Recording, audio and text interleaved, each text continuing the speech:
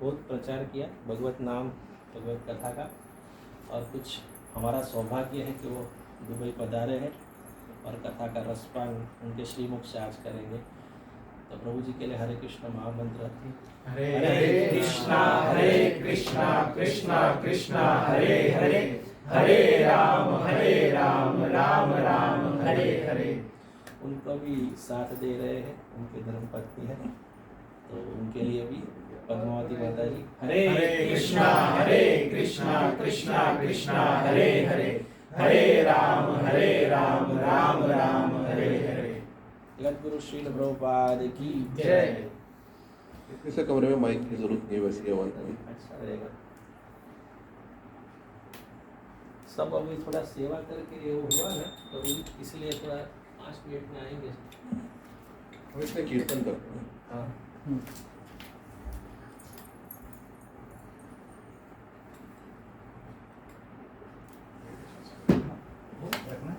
हाँ, मैं इधर ही बैठ जाऊँ।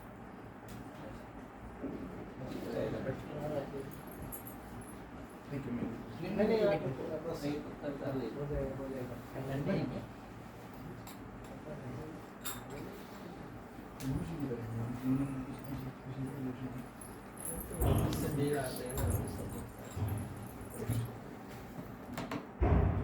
हरे कृष्णा।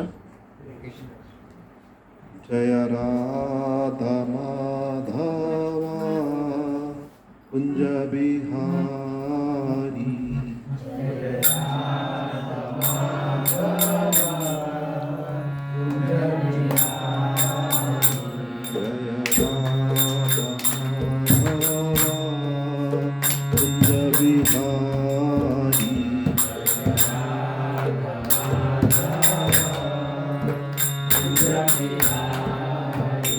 जया गोपीजन वल्लभा गिरिवरधारी, गोपीजन वल्लभा गिरिवरधारी, यशोदानंदन व्रज जनरंजन,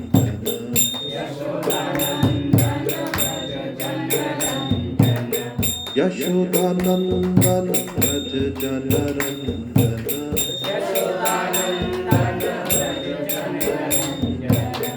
यमुना तीरावनचारी,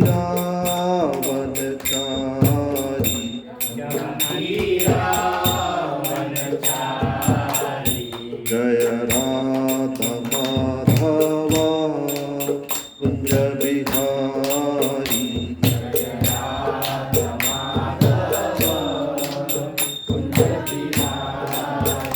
जया गोपीजन वल्लभा गिरिवरधारी, गोपीजन वल्लभा गिरिवरधारी, यशोदानंदन व्रज जनरंजन,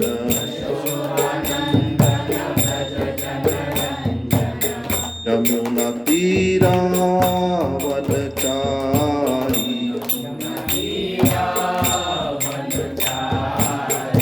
जय राधा माधवा कुंज बिहारी,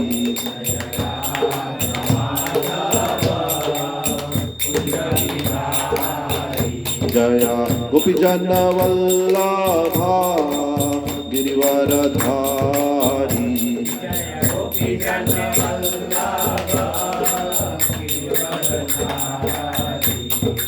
यशोदानंदन व्रज जनरंजन,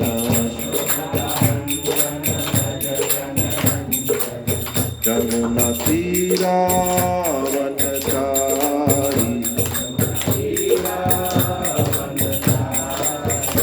जय राधा माधवा कुंज बिहारी,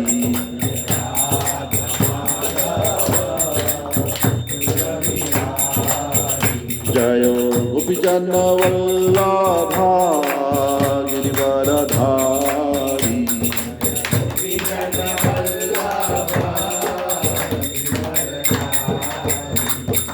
यशोदानंदन व्रज जनरंजन,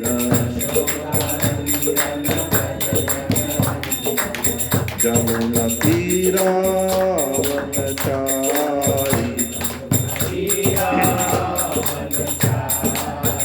हरे कृष्ण कृष्ण कृष्ण हरे हरे हरे राम राम राम हरे हरे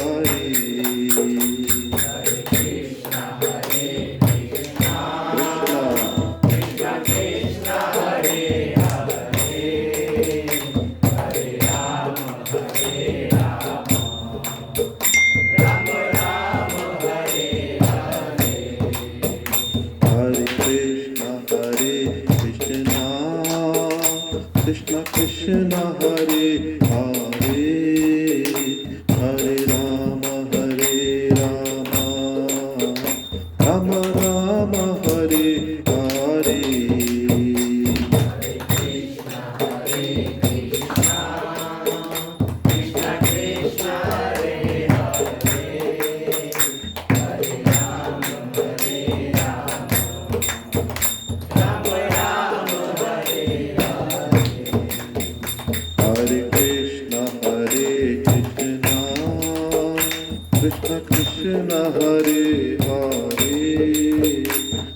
राम राम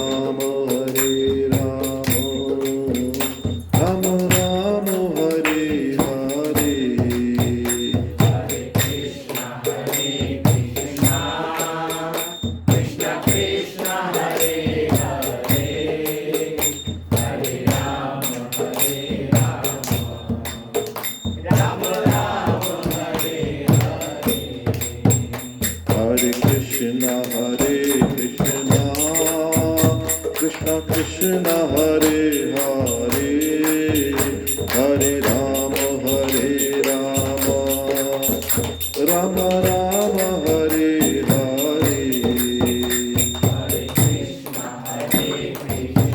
हरे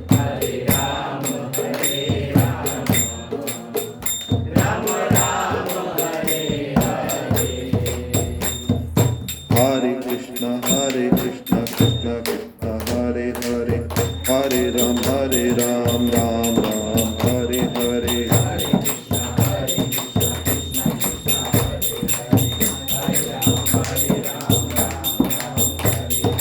हरे कृष्ण कृष्ण कृष्ण हरे हरे हरे राम राम राम हरे हरे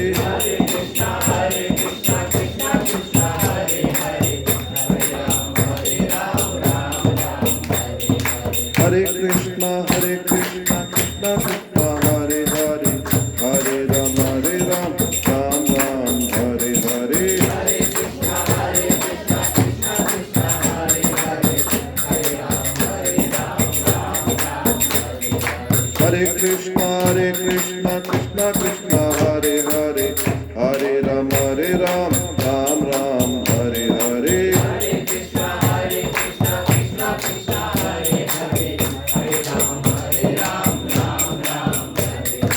हरे कृष्ण कृष्ण कृष्ण हरे हरे हरे राम राम राम हरे हरे हरे कृष्ण कृष्ण कृष्ण हरे हरे हरे राम राम राम हरे हरे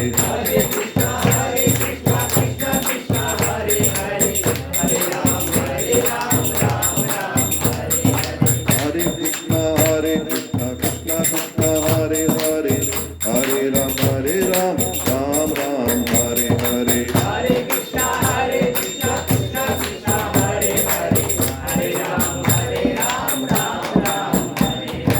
राम लक्ष्मण जानकी राम लक्ष्मण जानकी जय बोलो हनुमान की जय बोलो हनुमान की राम लक्ष्मण जानकी राम लक्ष्मण जानकी राम लक्ष्मण जानकी सीताराम। मैं बोलूंगा सीताराम, आप बोलिएगा राधेश्याम। जब मैं राधेश्याम बोलूंगा तो आप सीताराम बोलिएगा। सीताराम सीताराम सीताराम राधे श्याम राधे श्याम राधे श्याम सीताराम सीताराम राधे श्याम राधे श्याम राधे श्याम सीताराम राम लक्ष्मण जानकी राम लक्ष्मण जानकी हरे कृष्ण कृष्ण कृष्ण हरे हरे हरे राम राम राम हरे हरे हरे कृष्ण कृष्ण कृष्ण हरे हरे हरे राम राम राम हरे हरे हरे कृष्ण कृष्ण कृष्ण हरे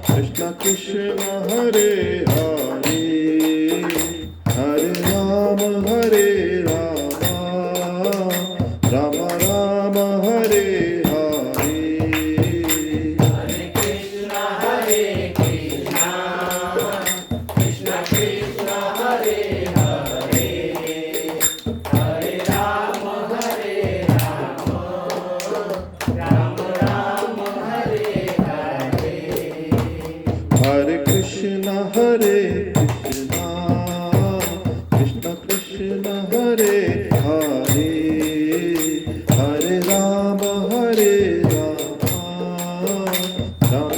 राम राम राम हरे हरे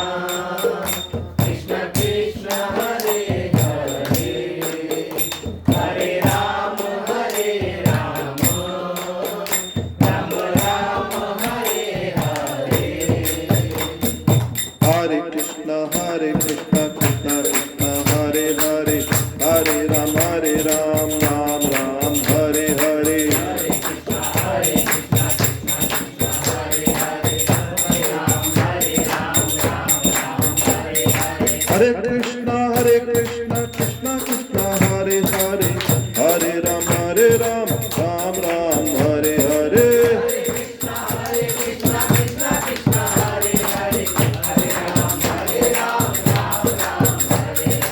हरे कृष्ण कृष्ण कृष्ण हरे हरे हरे राम राम राम हरे हरे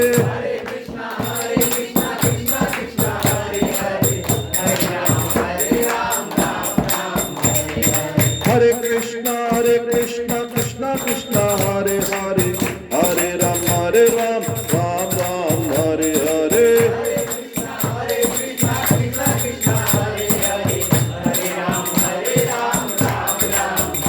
जय प्रभुपदा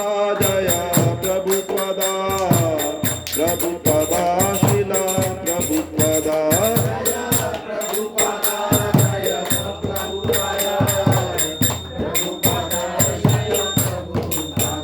जय गुरुदेवा गुरुदेवा शिला गुरुदेवा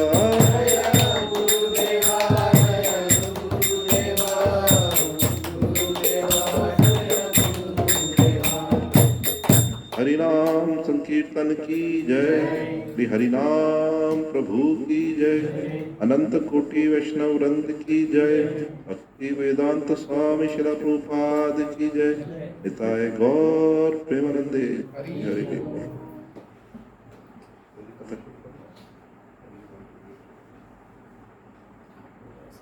जैसा आप बाकी है बहुत सारे, तो प्रभु जी पूछ रहे कथा शुरू करें, फिर कोई कीर्तन, किसी का कथा ही अच्छा है ना, शुरू करें की कथा आज अगर आप सुनना चाहेंगे तो मैं बालक कांड पे बोलना चाह रहा था लंबा चला थोड़ी कोई वो लंबी कथा है अगर सुनना चाहे नहीं क्योंकि मैं बाल कांड पे बोलना चाह रहा था, वो कर पाएंगे नहीं कर पाएंगे ये मुझे नहीं पता। जितना हरि कृपा से प्रभु ज्यादा सुनने को लायक है आप।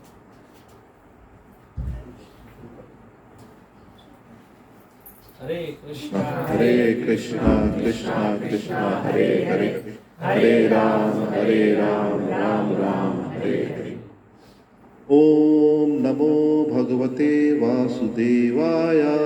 ओम नमो भगवते वासुदेवाय। ओम नमो भगवते वासुदेवाय। ओम नमो भगवते वासुदेवाय। ओम नमो भगवते वासुदेवाय। ओम नमो भगवते वासुदेवाय। नारायणं नमस्कृत्यं नारायणं नमस्कृत्यं नरं चैव नरोत्तमं नरं चैव नरोत्तमं देवीं सरस्वतीं व्यासं देवीं सरस्वतीं व्यासं ततो जयमुदीरयेत्। ततो जयमुदीरयेत्। नष्टप्रायेषु भद्रेषु नष्टप्रायेषु भद्रेषु नित्यं भागवत सेवया नित्यं भागवत सेवया भगवती उत्तम श्लोके भगवती उत्तम श्लोके भक्तिर्भवति नैष्ठुकी। भक्तिर्भवति नैष्ठिकी। ओम अज्ञानतिमिरान्धस्य ॐ ज्ञानतिमिरान्धस्य ज्ञानाञ्जनशलाकया ज्ञानाञ्जनशलाकया चक्षुन्मिलितं येन तस्मै श्रीगुरुवे नमः। येन तस्मै श्रीगुरवे नमः।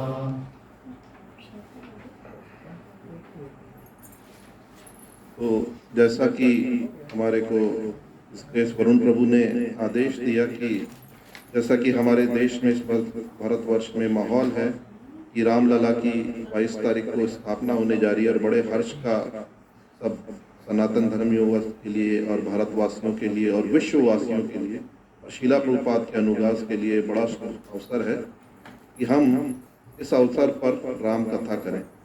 हमारे इस्कॉन वृंदावन मंदिर में भी 20 तारीख से 22 तारीख तक स्पेशल राम कथा सेशन हो रहा है। आज मेरे को किसी ने भेजा था और 22 तारीख को शाम को ड्रामा भी है। रामचरितमानस में पूरी छोटी मिनी रामायण पेश कर रहे हैं।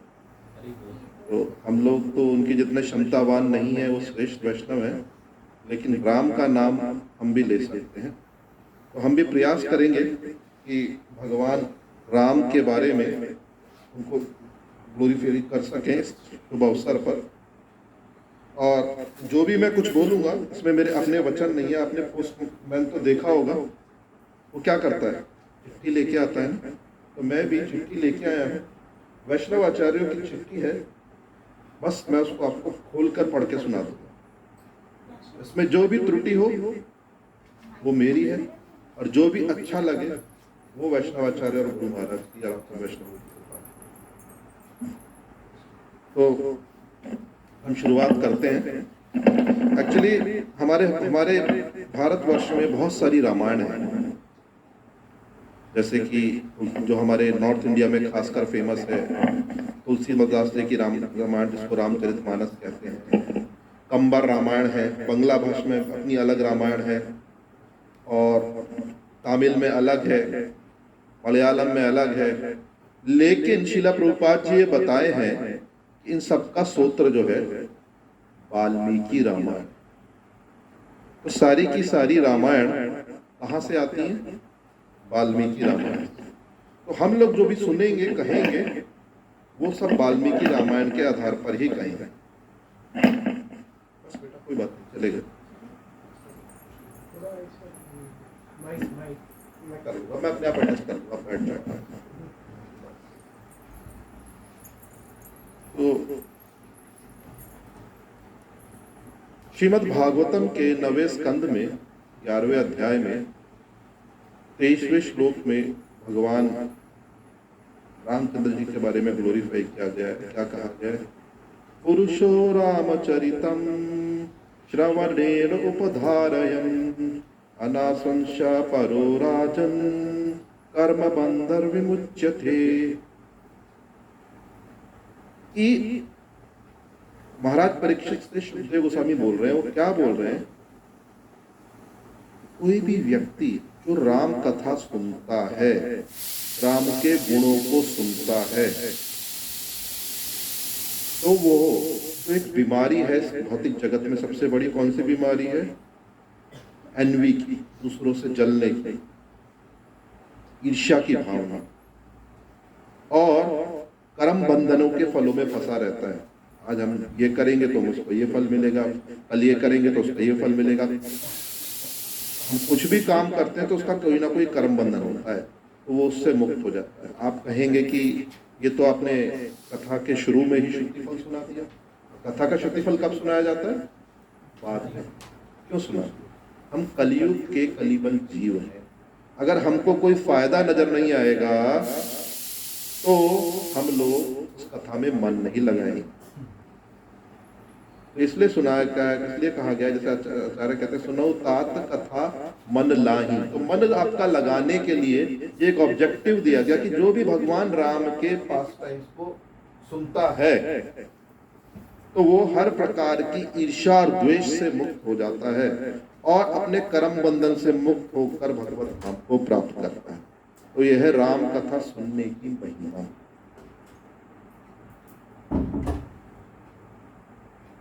तो अब आप सब लोग अगर ईर्ष्या द्वेष भावना से मुक्त होना चाहते हैं और कर्म बंधन से मुक्त होकर भगवत धाम प्राप्त करना चाहते हैं तो जितने भी समय मैं बोलूं भगवान की कृपा से उतने समय आप ध्यान लगा सुने। चरितम रघुनाथस्य षट्कोटि परिविस्तरम एकम अक्षरम पुंसाम महापातक नाशनम। क्या हुआ कि शिव जी को एक बार एकदा 100 करोड़ वर्ष। शिव जी कौन है? शंकर भगवान। श्रीमद् भागवतम शंकर भगवान के बारे में क्या कहती है? 12वें अध्याय के 13वें चैप्टर में निम्न गानम यथा गंगा देवानाम अच्युतो यथा वैश्वानाम यथा शंभु पुराणानाम इदम तथा। इस प्रकार गंगा नदी को सबसे महान नदी कहा जाता है और भगवान अच्युत श्री कृष्ण को सबसे श्रेष्ठ कहा जाता है, सुप्रीम पर्सनालिटी ऑफ गॉडहेड कहा जाता है। इसी प्रकार जो और भी जितनी विभूति हैं उसमें सबसे सर्वश्रेष्ठ कौन है? भगवान शिव। वैष्णवा नाम यथा, और वो बहुत दयालु है। अब उनको 100 करोड़ वर्ष मिल गए, अब हमें कहीं से 100 करोड़ रुपए मिल जाए तो हम क्या करेंगे? कौन से बैंक में जमा करूं? अच्छा ऐसा करता हूँ, दो विला रासल खेमा में लेता हूँ, 2 दुबई में लेता हूँ, 2 इधर लेता हूँ, 2 ये अमेरिका का वीजा लगवाता हूँ, ये करता हूँ, इधर डिपॉजिट करता हूँ। लेकिन शिव जी ऐसे नहीं है, वो परम दयालु है।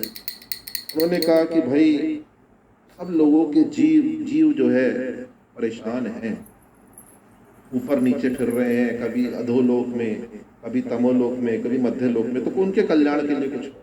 उन्होंने क्या किया कि जो 100 करोड़ श्लोक थे जिसकी बात हुई ना, अभी हमने कहा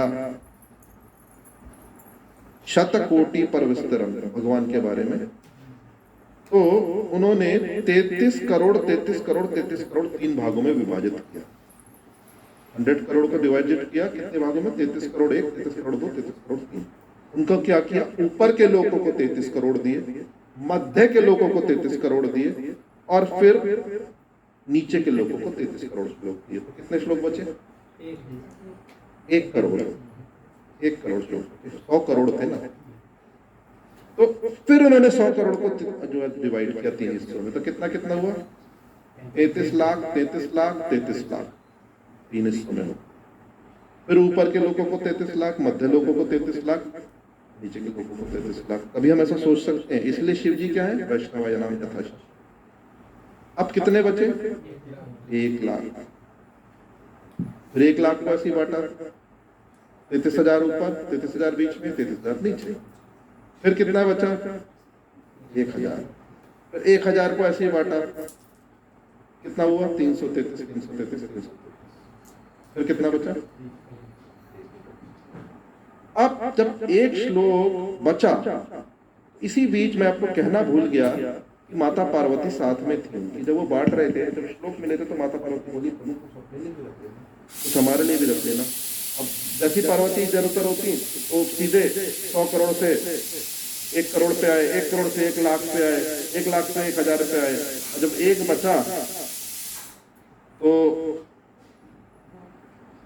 अब तो प्रभु इसे रख लो।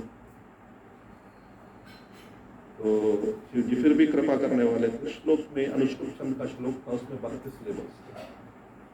तो उन्होंने फिर बांट दिया, 10 ऊपर के लोकों में, 32 अक्षर थे श्लोक में, फिर बांट दिया 10 ऊपर के लोकों में, 10 बीच के लोकों में और 10 नीचे के लोकों में।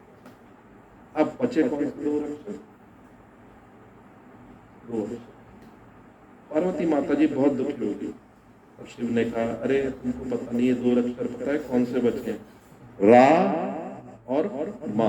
मुझे कुछ नहीं चाहिए, मुझे तो बस राम नाम ही चाहिए और मैं राम नाम का जाप करूं। तो जीव गोस्वामी ने इसकी बड़ी सुंदर व्याख्या की है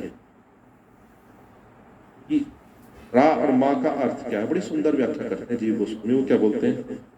राकार श्रीमती राधा, माकार मधुसूदना, विग्रह संयोगा राम नाम इति अखिला। कहते हैं जब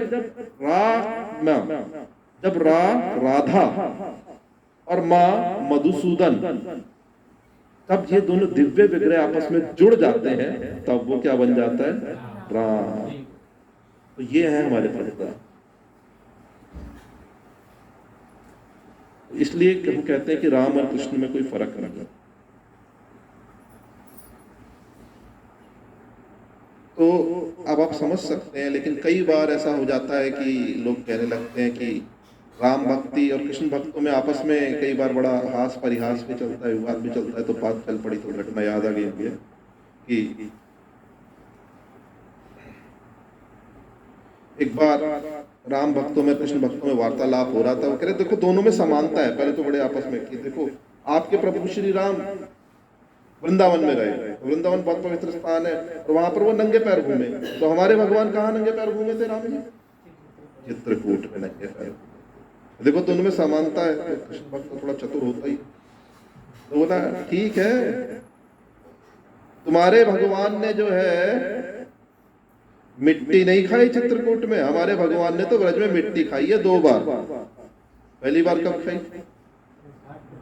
ब्रह्मांड घाट पर। और दूसरी बार ये जरा कठिन है बता।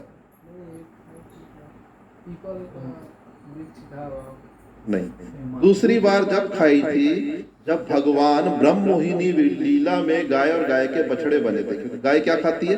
घास। और गाय किस रूप में थी? भगवान श्री कृष्ण के रूप में। तो वो घास के साथ साथ गाय के रूप में मिट्टी भी जाती है, तो भगवान उस समय खाए। तो इस तरह का हास परिहास चलता रहता है। एक बार ऐसा हुआ कि दो भगवान के बड़े विशिष्ट भक्त हुए हैं और कालांतर में वो एक दूसरे से मिल चुके हैं।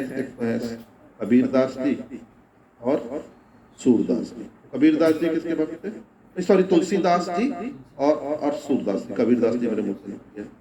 तो तुलसीदास जी किसके भक्त हैं? और सूरदास जी।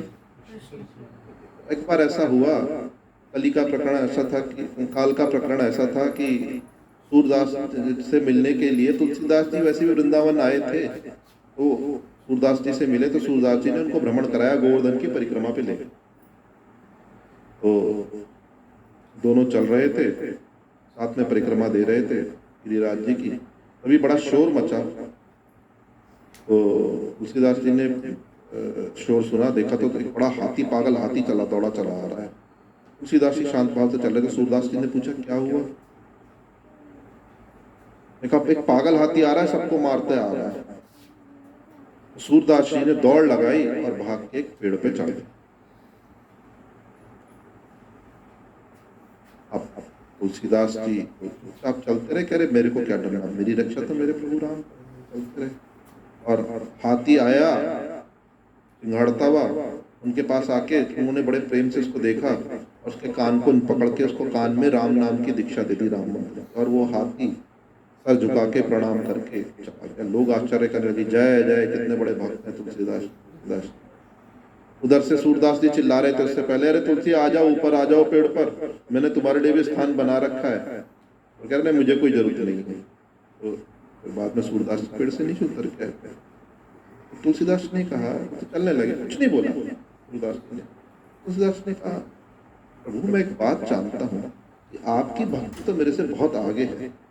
आप तो बिना आंखों के भी भगवान के दर्शन कर लेते हो। आपने कथा सुनी होगी किस तरह से सूरदास जी को भगवान उनके विग्रह की ड्रेस के बारे में पता चल जाता था।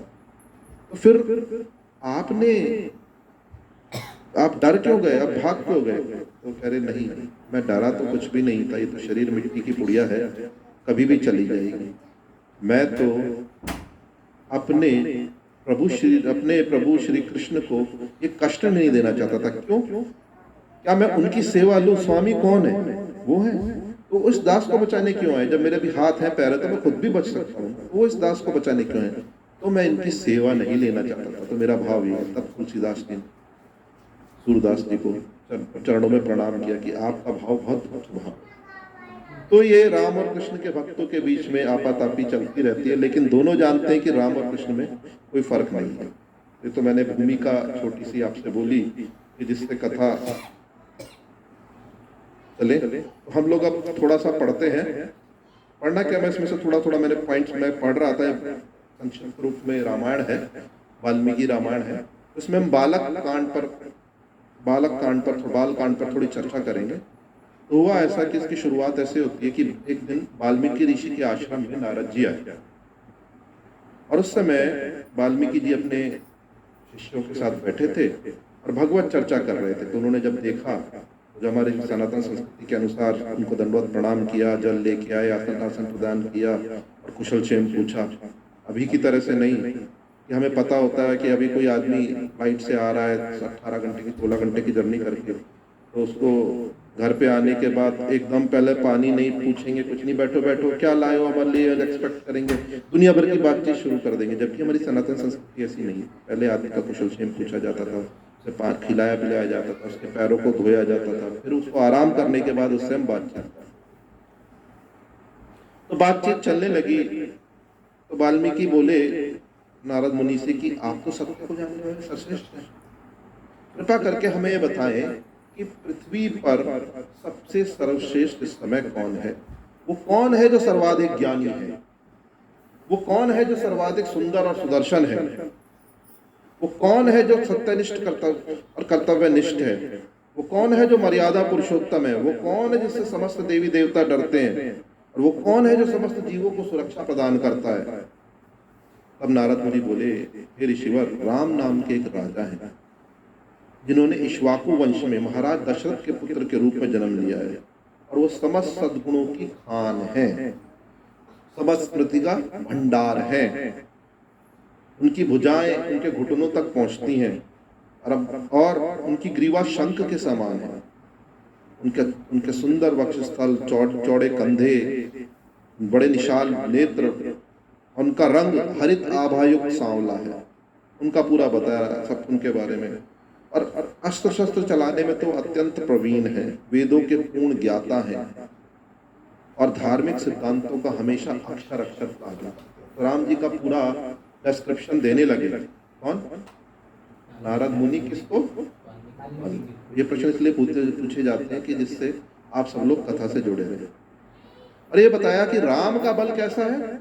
हिमालय के समान। एक्चुअली हिमालय की भी तुलना क्यों कर रहे हैं? हिमालय से बड़ा कुछ है नहीं हमारे पास। अन्यथा तो राम के सामने हिमालय भी एक चींटी के समान है। और वो शक्ति और समान साहस में भगवान विष्णु के समान, और सुंदरता में किसके समान है? पूर्णमासी के चंद्रमा के समान। गुरु महाराज हमारे कहते हैं कि हम कमल से, चांद से इसलिए तुलना कर देते हैं क्योंकि इस संसार में सबसे सुंदर है। वास्तव में भगवान की सुंदरता और बल के आगे तो कुछ भी नहीं।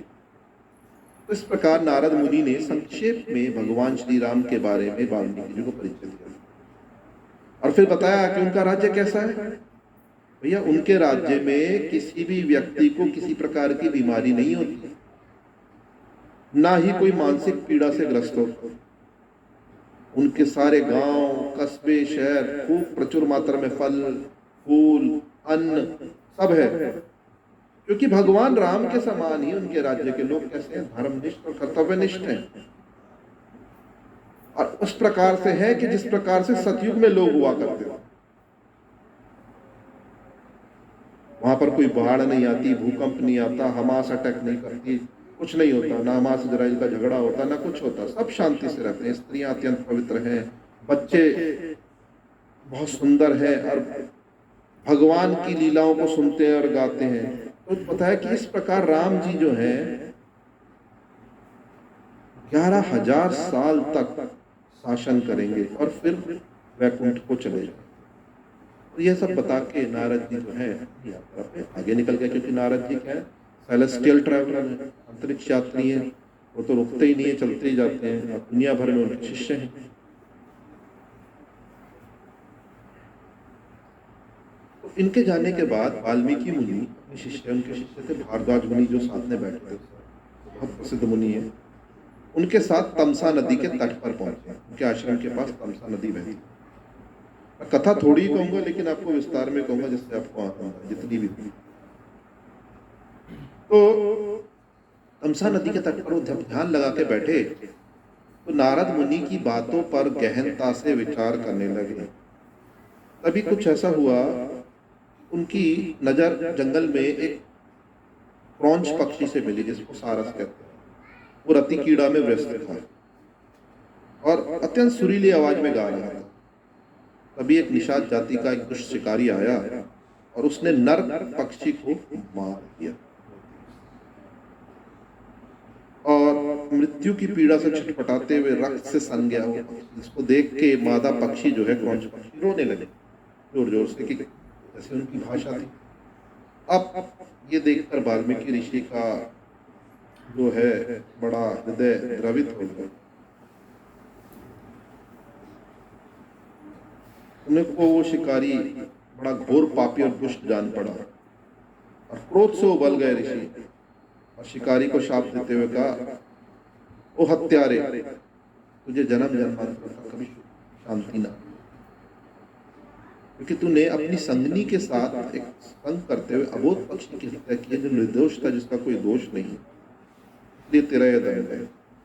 लेकिन जैसे ऋषि के मुंह से साफ निकला तो उनको बड़ा दुख हुआ कि अरे मैंने क्या कर दिया, ये तो मेरा काम नहीं है, मैं अपने क्रोध पे संयम ना कर सका। ऋषियों को, मुनियों को तो अपनी इंद्रियों पे कंट्रोल होता था, क्योंकि कोई सामान्य पुरुष नहीं थे, प्रबुद्ध आत्मा था, वो भली बात जानते थे कि उन्होंने क्या किया। उन्होंने शिकारी के प्रतिकार पे उसको शाप दे दिया।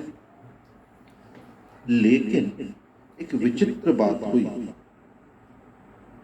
ये शाप उनके मुंह से एक छंद के रूप में निकला। वाल्मीकि जी ने सोचा ये क्या हुआ। वो श्लोक क्या था, मां निषाद प्रतिष्ठा त्वम आगम शाश्वती समा यत् क्रौंच मौथनादेकम अवधि काम मोहितम। उन्होंने उसको, जो मैंने आपको बताया था इसका कंक्लूजन, की एक निषाद आया, उसने मैथुनग्रस्त पक्षी को देखा और उनको मार दिया, तो इसलिए उसको ही शाप मिला। लेकिन ये एक छंद के रूप में निकला। तो महर्षि वाल्मीकि जी ने भारद्वाज जी से कहा कि मेरे दुख से जो मैंने 4 पंक्तियां कही, यह तो एक श्लोक व्यक्त हो गया और प्रत्येक पंक्ति में 8 मात्राएं थी। तो जब ये श्लोक निकला तो इससे क्या पता चलता है कि करुणा की भी जो मौलिक अभिव्यक्ति है काव्य में हो सकती। इसके बाद वाल्मीकि जी थोड़े परेशान थे, उन्होंने तमसा नदी में स्नान किया और अपने आश्रम को लौट आए। फिर वाल्मीकि जी शांत मन से भगवान का ध्यान करने बैठे और शिकारी को दिए गए अपने शाप पर गहन विचार कर रहे थे। तभी देखा उन्होंने कि ब्रह्मांड के सर्वोच्च ग्रह से, सुमेरु पर्वत से कौन आ रहे हैं, ब्रह्मा जी आ गए सेलेस्टियल वाहन पे बैठ के। क्या है ब्रह्मा जी का वाहन? हंस वाहन, गरुड़ विष्णु जी का। तो देखा वाल्मीकि जी अत्यधिक आश्चर्यचकित हो गए कि ब्रह्मा जी यहाँ क्यों आ रहे हैं। भगवान की नाभि से प्रकट हुए हैं ब्रह्मा जी, वो क्यों आ रहे हैं।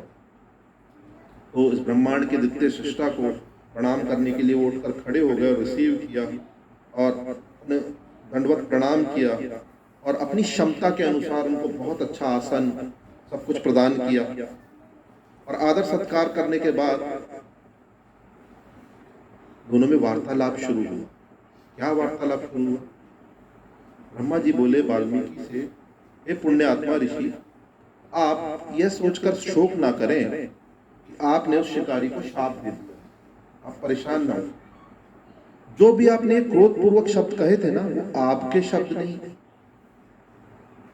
वो मेरे शब्द थे। मेरी इच्छा के कारण आपके मुख से निकले। क्योंकि सरस्वती जी तो किसी की जीवा पे ब्रह्मा जी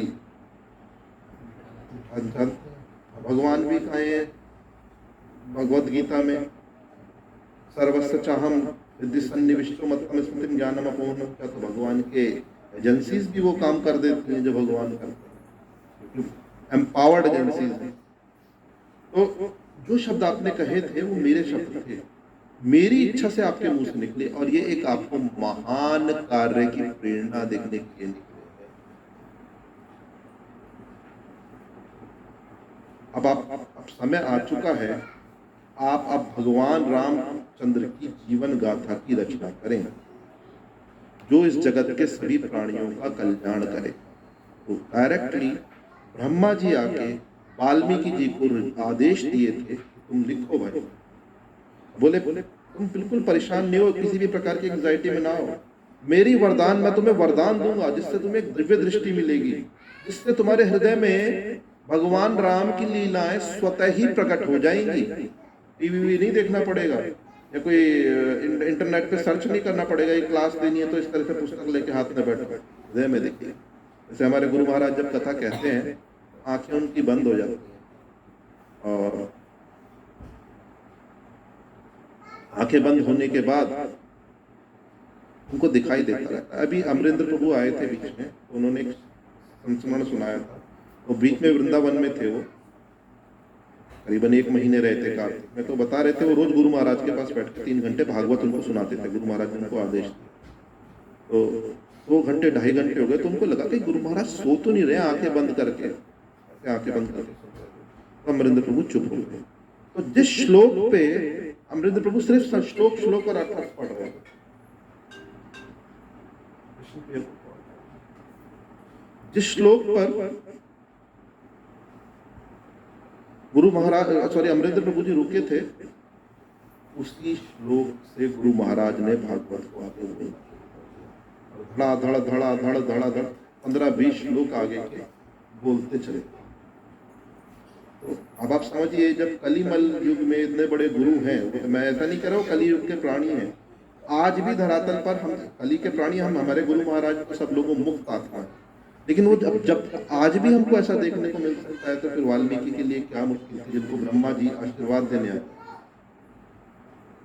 तो फिर ब्रह्मा जी अपने दिव्य हंस पर बैठे, अपने धाम को चले।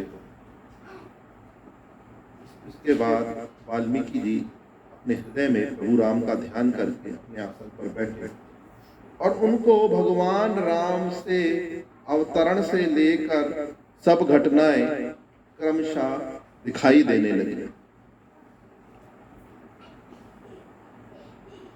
जिसको उन्होंने वाल्मीकि रामायण के रूप में पद किया। अब देखिए, वाल्मीकि रामायण में कितने श्लोक हैं, किसी को पता है?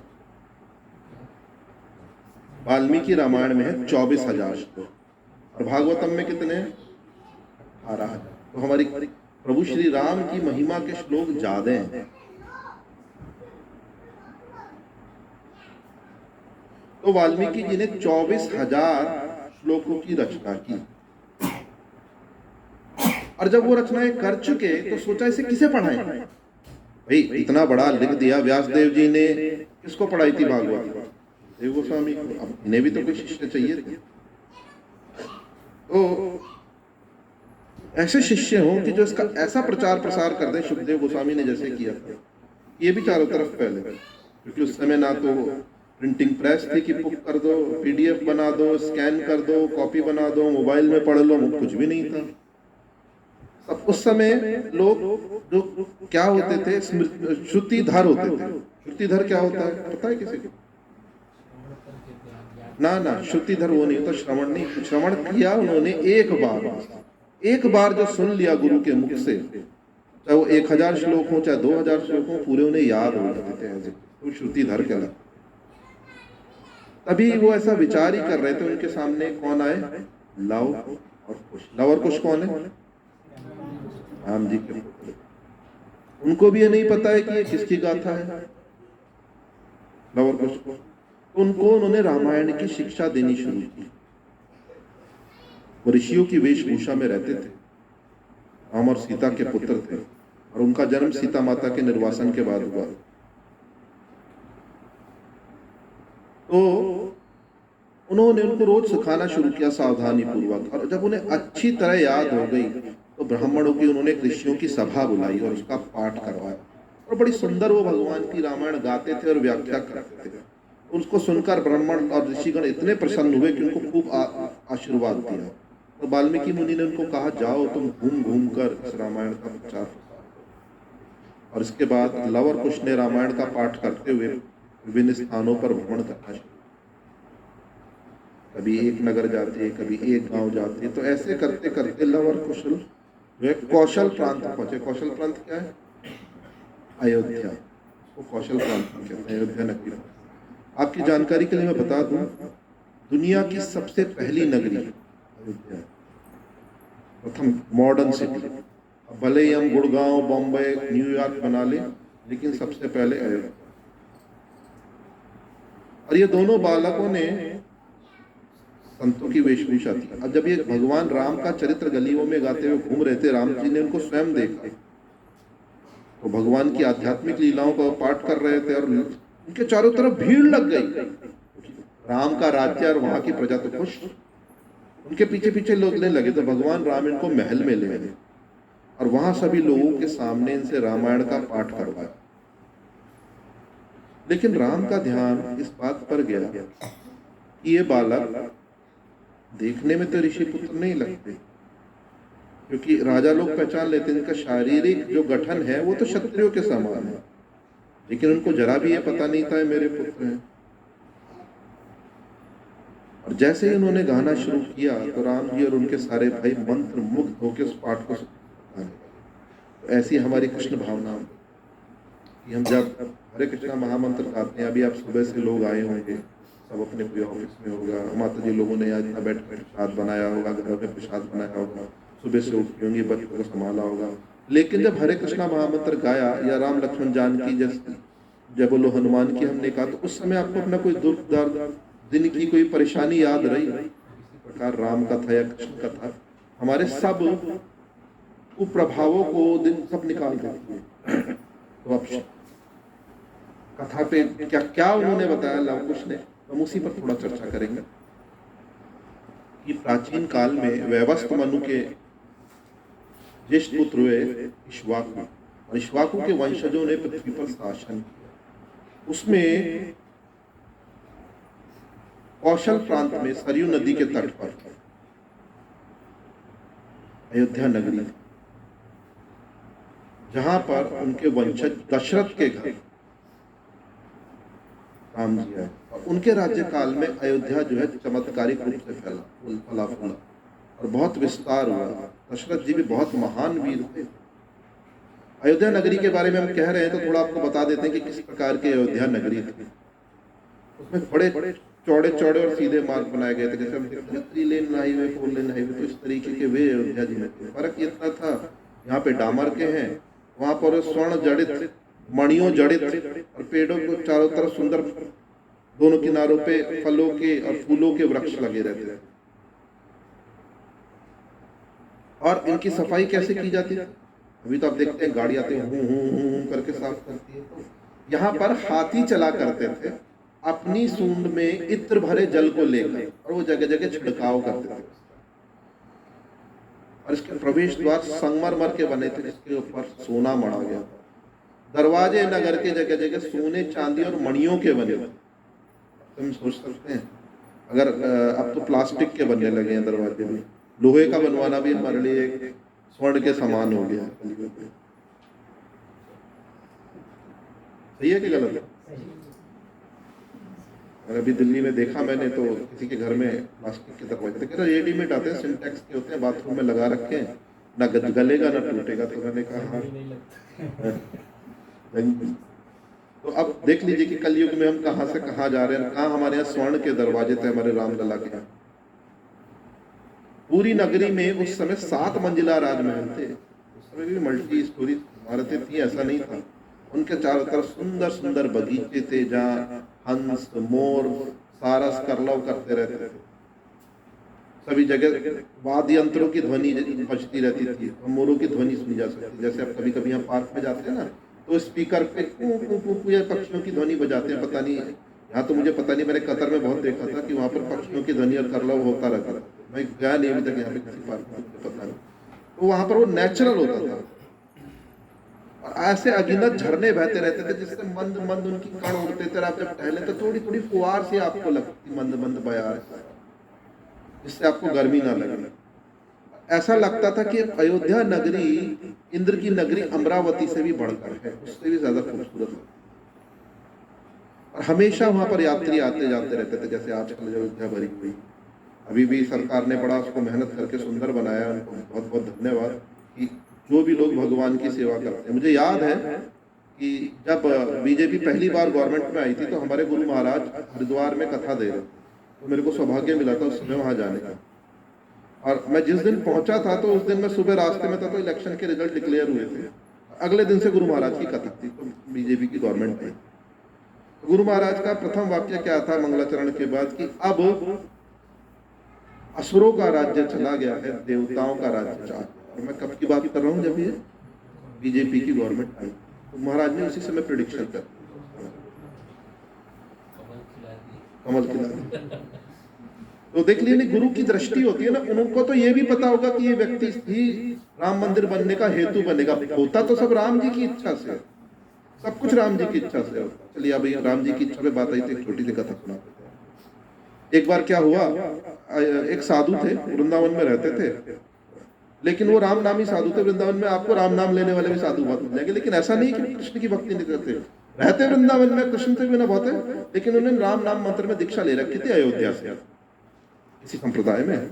लेकिन वो क्या करते थे, 1 महीने अयोध्या, 1 महीने, क्योंकि कृष्ण से भी उनको बहुत प्रेम था। 1 महीने अयोध्या, 1 महीने। तो साधुओं के पास पैसे वैसे तो जरा ऐसे ही रहता है, बेचारों का कोई रोजगार तो है नहीं। तो एक दिन उनके मन में आया, चलो भाई अब चलते हैं, अयोध्या जी की परिक्रमा लगाऊंगा गुरु के आश्रम में जाके। वहाँ पर कौन से अखाड़े में थे मुझे वो याद नहीं आ रहा नाम, या भी ये सत्य घटना सुना रहा हूँ मैं आपको, कोई कपोल कल्पित नहीं सुना रहा हूँ। तो गुरु के यहाँ पे भी जाऊंगा, कुछ सेवा करूंगा, थोड़ा समय रह के वहाँ। तो मथुरा से वो वृंदावन से चले, पैदल चल के मथुरा पहुँचे। उस समय तो लोग वृंदावन से मथुरा पैदल ही जाते थे, इतनी सड़कें वृंदावन की बनी हुई नहीं हुई। ट्रेन आई, अवध एक्सप्रेस में बैठ गए, ट्रेन छाता तक पहुंची थी, मजिस्ट्रेट चौकी। अब इन्होंने टिकट नहीं लिया, टिकट सोच रहे थोड़े से तो पैसे में क्या टिकट लूंगा, साधु लोग तो ऐसे ही चलते। बड़ी मजिस्ट्रेट ने गाड़ी से सबको उतरवा बोले, अड़क के बोले, क्यों तुम्हारे पास टिकट क्यों नहीं है, क्यों नहीं लिया? कह रहे नहीं, हमने खरीदा नहीं, राम जी की इच्छा से हमने खरीदा नहीं। ना माने तो राम जी की इच्छा से, वो बोलते थे हर बात में, ना माने तो राम जी की इच्छा से हमने खरीदा। क्यों नहीं खरीदा? इतना बड़ा तिलक लगाए हो, चोर हो तुम। ना माने तो हम राम जी की इच्छा से हमने नहीं खरीदा, ना माने तो राम जी की इच्छा से हम चोर नहीं है, ना माने तो हम तो वृंदावन में फला फला आश्रम में रहते हैं, वहीं अपनी सेवा करते हैं, वहीं भगवान का जाप करते हैं। ना माने तो हमारी इच्छा हुई राम जी की इच्छा से, हम जो है अयोध्या जाने का सोचे। राम जी की इच्छा से हम उठे, सुबह हम चले और गुरु की आज्ञा लेके राम जी की इच्छा से यहाँ के ट्रेन में बैठ गए, राम जी की ट्रेन में बैठ गए, राम जी के स्टेशन पे राम जी की ट्रेन में बैठ गए। और ऐसा नहीं है, राम जी की इच्छा से पैसे हमारे पास थे, पर हमने ये सोचा राम जी की इच्छा से हम गुरु के आश्रम में जाएंगे, अयोध्या में जाएंगे तो वहां पर राम जी की इच्छा से कुछ संतों की सेवा करेंगे, भंडारा करेंगे, राम जी की इच्छा से गुरु महाराज की सेवा करेंगे, इसलिए हम टिकट नहीं लिए। तो मजिस्ट्रेट बड़ी जोर से हंसने लगा, अरे भाई तुम्हारी हर बात में राम जी की इच्छा होती है। करे राम जी की इच्छा से आप यहाँ आए, आपने चेकिंग की, हम पकड़े गए। अब जो आगे राम जी की इच्छा होगी तो वो करेंगे, आप चाहे जेल में डाल दो, वो भी राम जी की इच्छा से डाल दो, लेकिन हमारे साधु वेश का अपमान नहीं करो, साधु वेश को गाली नहीं दी। वो समझ गया, उसने हंसने लगा, हाथ जोड़े, महाराज आप धन्य हो जो हर बात में आपके राम जी हैं। बोले कौन से डब्बे में बैठे थे? जनरल डिब्बे में। बोले इनका टिकट बनाओ, मेरे पैसा निकाला जेब से मजिस्ट्रेट, इनका टिकट बनाओ उसका 3 टायर का, और उसमें बैठा के इनको अयोध्या पहुंचाओ। तो यह है राम नाम की। तो हम बात कर रहे थे कि अयोध्या के बारे में कि अयोध्या किस तरीके से यात्रियों से भरी रहती थी। वहां पर सारी दुनिया के राजा महाराजा आते थे। क्यों आते थे? वार्षिक कर देने के लिए, क्योंकि महाराज दशरथ पूरी दुनिया को होल्ड करते थे।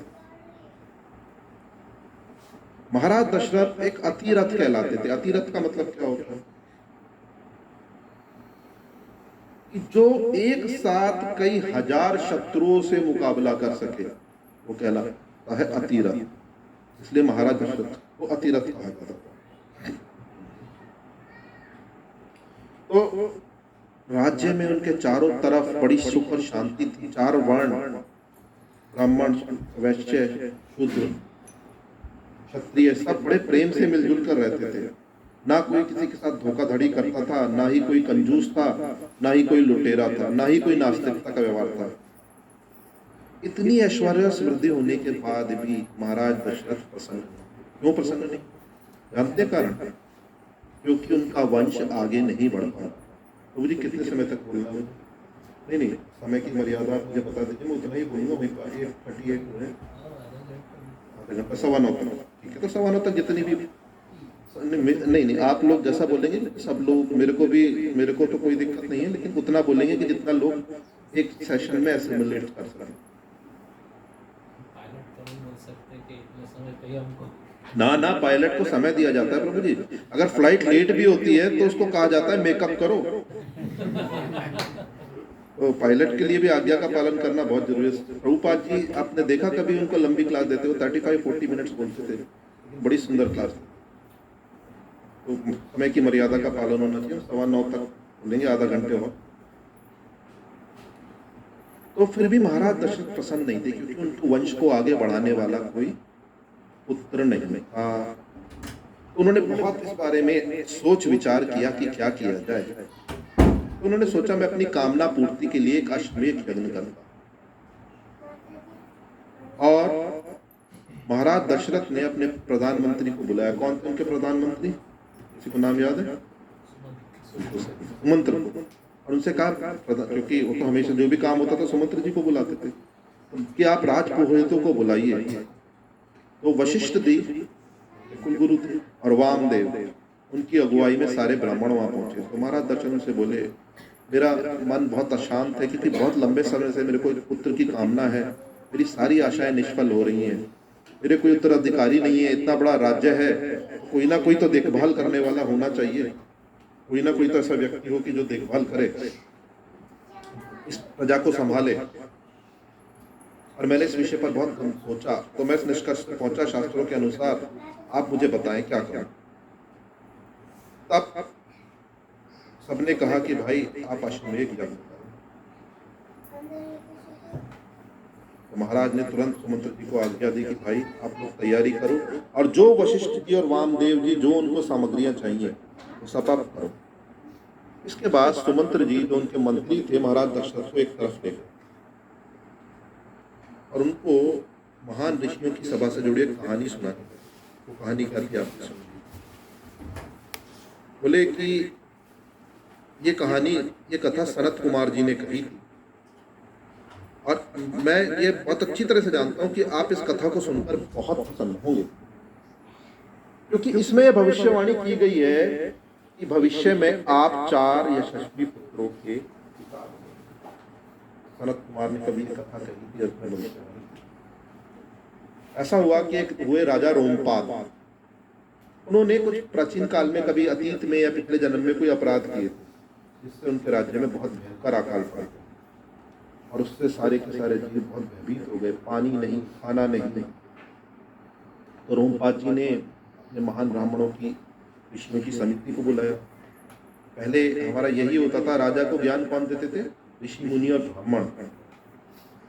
उन्होंने कहा, देखिए मैं जानता हूँ जो ये राज्य मेरा परेशानी उठा रहा है, मेरी त्रुटियों के कारण उठा रहा है, मेरे अपराध हैं, इसके कारण सब लोग परेशान हैं। अब आप तो बहुत ज्ञानी हैं, आप इसका उपाय बता सकते हैं, तो मुझे इसका उपाय बताएं। तब ब्राह्मणों ने कहा, उपाय तो है, इससे आप पाप से मुक्त भी हो जाएंगे, लेकिन आपको एक उपाय करना पड़ा। मुझे कहा, क्या उपाय? कि बोले, हे राजन, एक विभांडक नाम का महान ऋषि है, जो कि जंगल में रहते हैं, ठीक है। और उनके एक पुत्र है जिसका नाम है ऋष्यशृंग।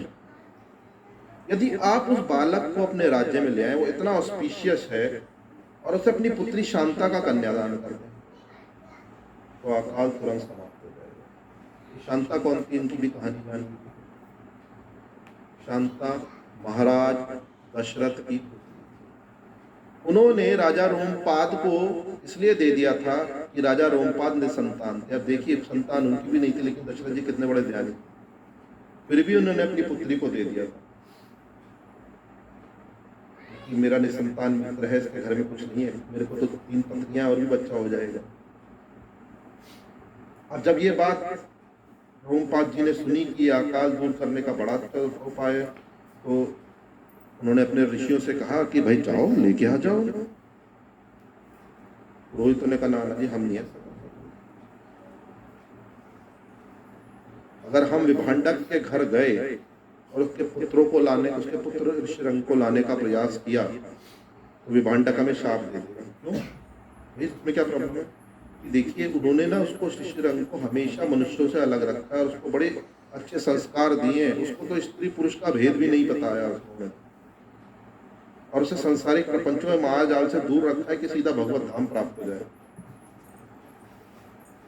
तो इसको लाने का हमको कोई उपाय निकालना पड़ेगा। इस बालक ने कभी स्त्री जाति को नहीं देखा, लेकिन यंग लड़का है और उनके सानिध्य और आनंद को वो जानता नहीं है स्त्री। आप एक काम करें कि सुंदर गणिकाओं को, वैश्याओं को उसके आसपास भेज दें और वो अपनी स्त्रोचित अदाओं से उसको बल बुला के ले जाए। महाराज रोमपाद ने प्रस्ताव स्वीकार कर लिया और अपने सुंदर युवा वैश्याओं को जंगल में भेज दिया। एक दिन वो देखती रही कि कब भांडक अपने आश्रम से निकलता है, और वो उसी समय वहां गई। तो उसने देखा, उसके लिए तो एक नई, और वो तो उनको पुरुष ही समझ रहा था, ये किसी दूसरे आकार के पुरुष है।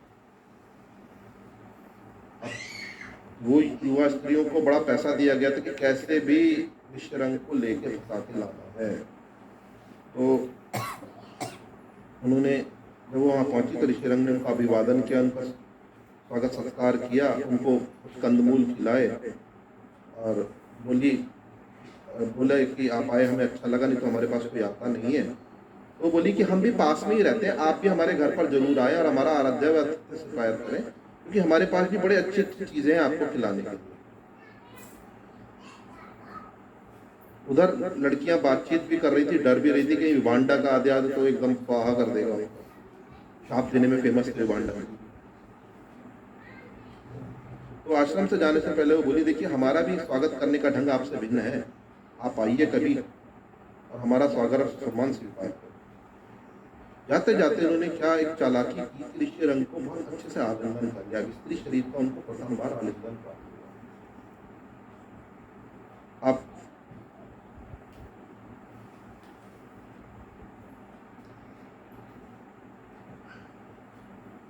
उनको ये आलिंगन मिला। और एक काम इन्होंने कुछ और किया था, एक साथ में कुछ मिठाई लेके जाते जाते वो भी खिला, बहुत स्वादिष्ट मिठाई, जो भी रही हो, पेड़ा, रबड़ी, रसगुल्ला, हमें नहीं पता। तो सोचे कुछ बड़ा अद्भुत फल है। अब लड़कियों के जाने के बाद रात्रि हुई तो उनके मन में स्त्री के स्पष्ट बेचैनी बढ़ी और बार बार उनको वो मिठाई का स्वाद भी याद आया। ध्यायते विषयान पुंसा संगाते ध्यायते विषयान पुंसा संगाते कामा कामा। तो उनको विषयों का ध्यान आने लगा। पता भी नहीं है, आप देखिए, लेकिन किसी पूर्व जन्म में तो स्त्री को भोगा होगा ना, कनेक्शन मिल जाता है, हृदय में बीज रहता है, वो अंकुरित हो जाता है काम वासना। जंगल में रह रहे, स्त्री नहीं देखी थी, पता नहीं था फिर भी, क्योंकि पिछले जन्मों के प्रारंभ। तो अगले दिन उस सारी रात तो लड़कियों के बारे में और मिठाई के बारे में सोचते रहे, वो नहीं रोक पाए। अगली सुबह जब उनके पिता किसी कार्य से बाहर निकले, सीधा उन स्त्रियों के आश्रम की तरफ चल दिए। और जब उन स्त्रियों ने देखा तो बड़ी प्रसन्न हुई, बोली हमारा असली घर नहीं है, हम तो तुमको एक अद्भुत तैरने वाले आश्रम में अपने घर लेके जाएंगे और यहाँ से अच्छे अच्छे कंदमूल खिलाएंगे तुमको, और बड़ा मनोरंजन करेंगे आपका, और सब मिलकर आनंद भोग करेंगे। अब वो उनको नाव में बैठा के सरी में पार करा के ले गए और वो भी चल पड़े, उन्हें अच्छा लगा। अब जब वो आए तो इंद्रदेव ने बारिश की फुहार की आते के साथ ही राज्य में, क्योंकि भगवान की इच्छा से हो रहा था। जो भी कुछ हो रहा था ऐसा नहीं कि वो ऋषि को दोष देते, भगवान की इच्छा से। जैसे हमने कहा ना, राम जी की इच्छा से, राम जी की इच्छा से वो साधु करते, ये भी राम जी की इच्छा से हो रहा था। अब जब उनके आने का समाचार रोमपाद जी ने सुना तो उनका बड़ा अभिनंदन किया, अपनी पुत्री से उनको मिलाया और सारी उनको बात बता दी कि देखिए मैं जो ये छल कपट करके आपको लेके आया हूँ, साफ साफ बता दिया, मैं छल कपट से आपको लेके आया हूँ, लेकिन मेरे को यही उपाय पता था क्योंकि आपके पिता आने नहीं देते। तो आप जो है अब मेरी पुत्री से विवाह करो। तो फिर उस प्रकार ऋष्यशृंग ने उनकी पुत्री शांता से विवाह किया। अब सुमंत जी से ये कथा सुनकर राजा दशरथ बहुत प्रसन्न हो गए। अब इन्हीं ऋषि को लाकर उनको अश्वमेध यज्ञ करा। ये कथा इसलिए बताई जा रही है। तो वो बिना टाइम वेस्ट किए फौरन चल दिए कहाँ, उनको लेने रोमपाद जी के राज्य में। रोमपाद जी ने बड़ा उनका स्वागत किया कहानी को छोटा करते हुए, और जब उन्होंने ऋषि को सब बात बताई कि भाई ऐसे ऐसे करना है, तो उन्होंने स्वीकार किया कि मैं चल के सबका सुपरविजन करूंगा, मैं करवाऊंगा। ऐसा नहीं था कि वो हमारी तरह थे, अपना ऋषि धर्म भूल गए, एक सुंदर स्त्री से रानी से शादी हुई ना, वो फिर भी अपनी साधना में गृहस्थ जीवन बिताते हुए अपने साधना में थे। नहीं तो महाराज दशरथ उनको अश्वमेध यज्ञ कराने के लिए बुलाने नहीं आते। तो अश्वमेध यज्ञ में क्या होता है, एक अश्व को जो है चुनौती के रूप में छोड़ा जाता है, जो अपनी इच्छा के अनुसार इधर उधर घूमता है, और जिस स्थान पर भी वो अश्व जाता है वो स्थान उस राजा का हो जाता है। अब महाराज दशरथ तो देवताओं के लिए भी युद्ध कर चुके थे, तो उनका सामना कौन करता। तो अश्व घूमकर 1 साल बाद लौट कर आ गया और यज्ञ की आहुति का कार्य प्रारंभ हुआ। तो मैं पूरी डिटेल आपको नहीं बताऊंगा। आहुति देते वक्त अश्व को खूंटी से बांध दिया गया और महारानी कौशल्या ने बलि, क्योंकि उस समय विधान था। अब आप कहेंगे बलि दी तो इसका मतलब है कि आज भी हम बलि दे सकते हैं, काटो खाओ काटो खाओ। नहीं, बलि का मतलब था उन्होंने काटा और उसको अग्नि को अर्पित किया, और वो अश्व को फौरन देवलोक मिल गया, देवता बन गया। उसकी सहमति ली जाती थी। पहले के ऋषि मुनि जानवरों की भाषा में बात करके उनकी सहमति ले लेते। अभी हम मुर्गा काटेंगे, क्या उसकी सहमति लेंगे? क्या मुर्गे की भाषा में आती है? क्या वो देवता बन जाएगा? तो जब ऐसे करते करते सब आहुति पूर्ण हो गई, तो वहां से एक अग्नि से एक काले रंग का बड़ा चमकता हुआ पुरुष निकला। उसने महाराज जी को, दशरथ महाराज को एक खीर का पात्र दिया और कहा कि ये तुम्हारा अश्वमेध यज्ञ जो है संपूर्ण हुआ। अब तुम जो है अपनी तीनों रानियों को ये खीर खिला दो।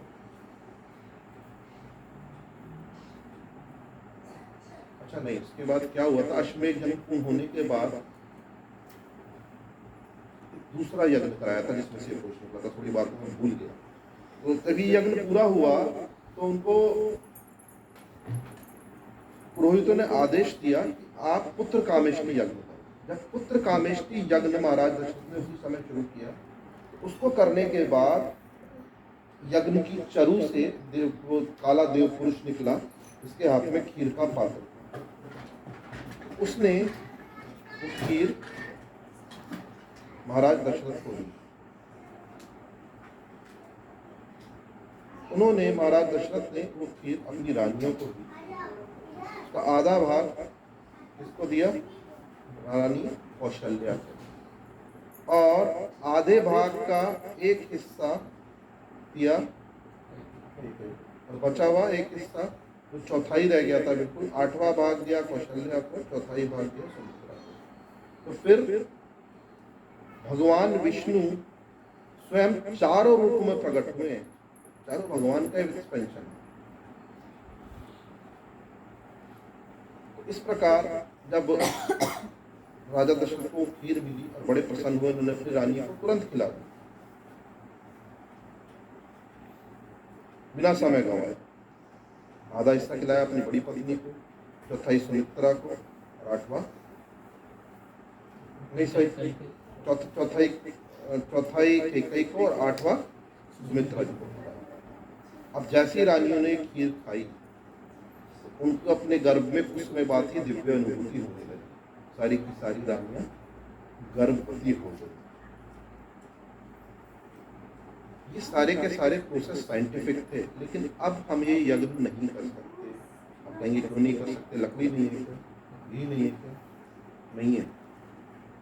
जिस क्वांटिटी में हमको घी चाहिए, शुद्ध घी, वे लक्षणा भारतीय गाय का वो अवेलेबल है, चलो वो भी आपने कर लिया। लकड़ी भी ले आए, हजारों कुंटल चंदन किया, आम की। वेद वैसे वेद पाठी ब्राह्मण कहाँ है? वशिष्ठ मुनि जैसे, ऋषि संघ जैसे ब्राह्मण हैं। हम हरे कृष्णा महामंत्र तो ठीक से बोल नहीं पाते, भगवत गीता के 2 श्लोक तो ठीक से बोल नहीं पाते, इतनी हमारी बुद्धि है, तो फिर कहाँ से हम ऐसा करेंगे? तो इसलिए कलयुग में इनका निषेध है। तो इस तरफ तो भगवान के आने की तैयारी हो रही थी, तो ब्रह्मा जी ने दूसरी तरफ दूसरी तैयारी शुरू करी। उन्होंने क्या तैयारी शुरू की? उन्होंने कहा कि शीघ्र ही भगवान विष्णु आ रहे हैं मानव समाज में, तो सभी देवगणों को बुलाया। मैं चाहता हूं कि आप अप्सराओं, बंदरियों, यक्षों, नागों, विद्याधरों और किन्नरों के साथ संयोग करके दिव्य वानरों की नस्ल पैदा करें। दिव्य वानर, और ये ऐसी बलशाली संतानें होंगी वानर जो अपनी इच्छा अनुसार कोई भी रूप धारण कर लेंगे, और ये अत्यंत मायावी शक्तियां होनी चाहिए, बड़ी बुद्धिमान होनी चाहिए, और उन्हें अस्त्र शस्त्र चलाने का ज्ञान होना चाहिए। तब यह आदेश प्राप्त होने के बाद इंद्र जी बलि के रूप में आए, बलि के रूप में आए, सूर्य सुग्रीव के रूप में आए, बृहस्पति तारा के रूप में आए, कुबेर जी गंधमादन, विश्वकर्मा जी नल और नील, सॉरी नल के रूप में, अग्नि देवता नील के रूप में आए। अश्वनी कुमारों ने भी अपने संतानों को भेजा। इनके अलावा हजारों देवता डिफरेंट कैपेसिटी में आए, बड़ी बड़े विशालकाय वानरों के रूप में, जिससे कि भगवान राम की युद्ध के समय वो सहायता कर सके। तो सारी प्लानिंग ब्रह्मा जी करते रहते हैं। एक्चुअली 3 प्रकार के जीवों की सृष्टि हुई थी, वो बताते हैं। 3 प्रकार के जीव किस प्रकार के? तो सबसे पहले ब्रह्मा जी ने अपने मुख से जम्बाई ली, उससे कौन निकले? जाम्बवान, जो कि दिखने में भालू थे, लेकिन कैसे थे? मनुष्य। क्योंकि रावण एक ही गलती कर गया था। क्या गलती कर गया था? सारे परमुटेशन कॉम्बिनेशन उन्होंने ब्रह्मा जी से मांग लिए थे। दो लोगों के द्वारा वो नहीं मारा जा सकता था, 2 लोग हो गया था, मनुष्य और एक वानर, दोनों से बहुत दुष्ट। इसी प्रकार की सेना ब्रह्मा जी ने बनवा दी, और मनुष्य के रूप में हमारे प्रभु श्री राम, और वानरों के रूप में हनुमान जी और उनकी सेना। और फिर अतिशाली बंदर, जो दूसरे प्रकार के जीव, जिनकी गाय की तरह लंबी लंबी पूंछें थी, लेकिन मुख मनुष्य जैसा रहता, 2 पैरों हाथों से 2 पैरों पे चलते, ऐसे नहीं जो आजकल के वाला, वो विशिष्ट जाति। और 1 करोड़ से अधिक भालू और बंदर उस समय प्रकट हुए, 1 करोड़ से।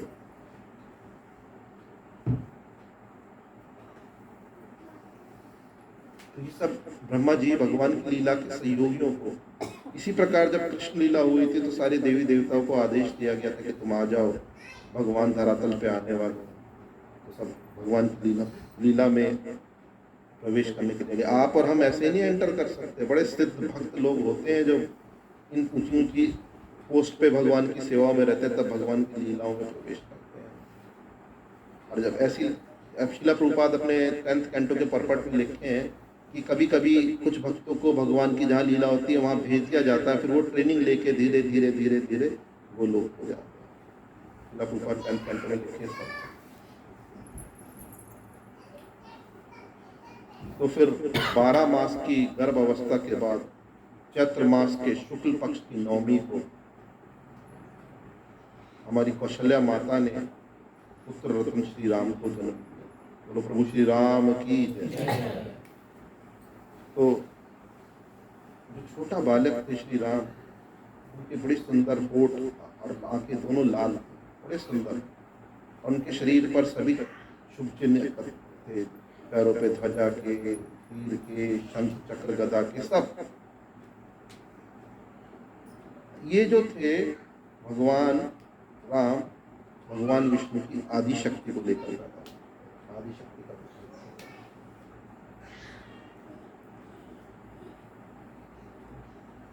और केकई के पुत्र कौन थे? वो भगवान की चौथाई शक्ति को लेकर जाता है। और उसके 2 दिन बाद सुमित्रा माता ने जुड़वा संतान को दिया, जो कि भगवान की 8वें हिस्से की शक्ति को गई। कौन?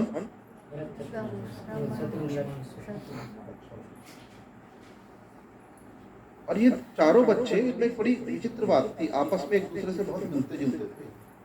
कभी कभी तो धोखा हो जाता था, एक जैसे लगते थे। बड़ी सुंदर बाल लीलाएं करी हैं भगवान राम ने भी। ऐसा नहीं कि कृष्ण की बाल लीलाएं मनमोहक है, भगवान राम की भी बाल लीलाएं बड़ी मनमोहक है। बड़े ओजपूर्ण बालक थे, उनको निहारते रहते थे लोग, बस जैसे देख रहे तो देखते रहे, कहीं नजर नहीं हटती थी। और जब वो बालक पैदा हुए तो स्वर्ग से देवगणों ने वर्षा की पुष्पों की। अयोध्या में एक बहुत बड़ा उत्सव हुआ, सारी की सारी पब्लिक सड़कों पे आ गई। अभी जैसे आप आजकल चल रहा है ना कि हम अयोध्या जाने के लिए सरकार को अपील करनी पड़ी है कि आप लोग ना जाएं। अब उस समय तो सब लोग अयोध्या में रहते थे, तो अयोध्या भी मिनिएचर अयोध्या है, उस समय बड़ी अयोध्या थी, सब के सब आ गए। आप लोग में से कोई अयोध्या गया है? क्या कर रहे हैं? इसलिए पैसा कमा रहे हैं, जाइए अब जाएंगे। सच, हमने तो राम जी की कृपा से, जब राम जी बहुत पहले, करीबन जब मैं 11th-12th क्लास में था, जब मैं पहली बार अयोध्या गया था, तो रामलला को जो जेल जैसी उसमें भी देख के आए। उसके लिए आपको भी एक जेल से निकलना पड़ता था, पूरी ऐसी रेलिंग्स लगा रखती थी कि जैसे जेल में से आप निकल के जा रहे हो। फिर अब तो प्रभु का विशाल मंदिर बन रहा है। तो अयोध्या में चारों तरफ उत्सव मानने लगा, जगह जगह संगीतज्ञ नर्तक नाचने लगे, गाने लगे। और 13 दिन बाद जो इनके परिवार के पुरोहित थे, कौन? वशिष्ठ मुनि, नामकरण समारोह किया। उन्होंने कौशल्या के पुत्र का नाम राम, केकई के पुत्र का नाम भरत, और सुमित्रा के जुड़वा पुत्रों का नाम लक्ष्मण और शत्रुघ्न।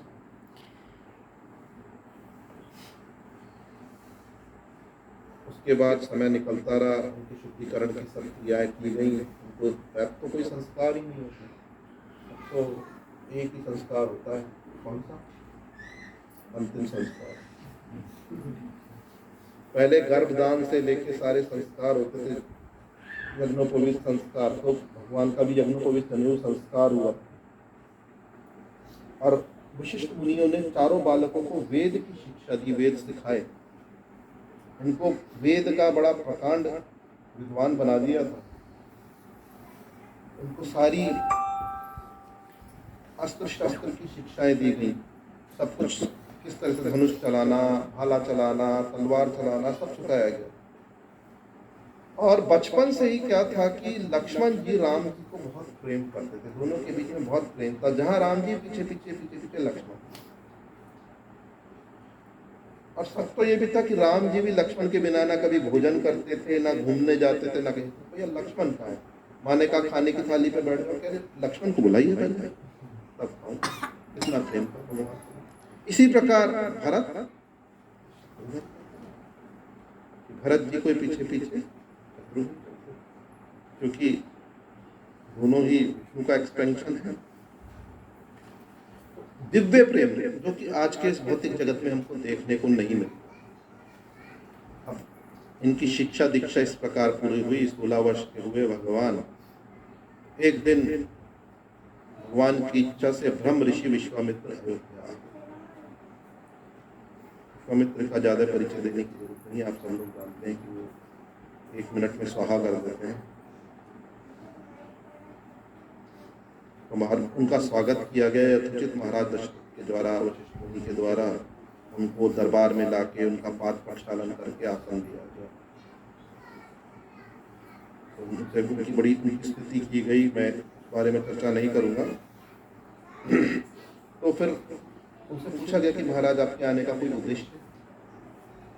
तो राजा के स्वागत से विश्वामित्र जी बहुत प्रसन्न हुए। बोले मैं एक महान यज्ञ कर रहा था, लेकिन इससे पहले मैं यज्ञ पूरा करता तो मारीच और दूसरा कौन था, सुबाहु, ये दोनों राक्षस आके यज्ञ को भंग कर देते हैं। पूरी वेदी में मदिरा मांस सब फेंक जाते हैं, जिससे कि हमारा यज्ञ आगे नहीं बढ़ पाता।